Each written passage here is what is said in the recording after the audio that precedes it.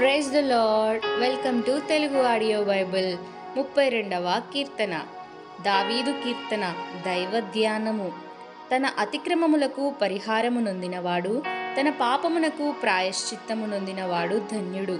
యెహోవా చేత నిర్దోషి అని ఎంచబడినవాడు, ఆత్మలో కపటము లేనివాడు ధన్యుడు. నేను మౌనినైయుండగా దినమంతయు నేను చేసిన నా ఆర్తధ్వని వలన నా ఎముకలు క్షీణించినవి. దివారాత్రులు నీ చెయ్యి నా మీద బరువుగా నుండెను. నా సారము వేసవి కాలమున ఎండినట్టాయెను. నా దోషమును కప్పుకొనక నీ ఎదుట నా పాపమును ఒప్పుకొంటిని. యెహోవా సన్నిధిని నా అతిక్రమములు ఒప్పుకొందుననుకొంటిని. నీవు నా పాపదోషము పరిహరించియున్నావు. కావున నీ దర్శన కాలమందు భక్తిగల వారందరూ నిన్ను ప్రార్థన చేయుదురు.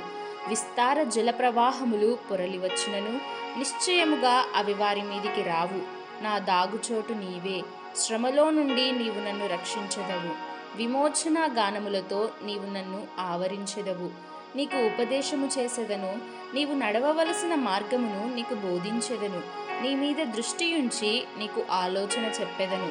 బుద్ధి జ్ఞానములు లేని గుర్రము వలనైనను కంచర గాడిద వలనైనను మీరు ఉండకుడి.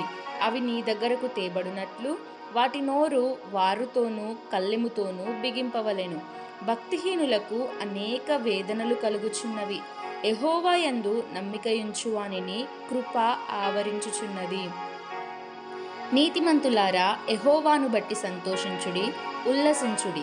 యథార్థ హృదయులారా, మీరందరూ ఆనందగానము చేయుడి. ఆమేన్. May God bless you.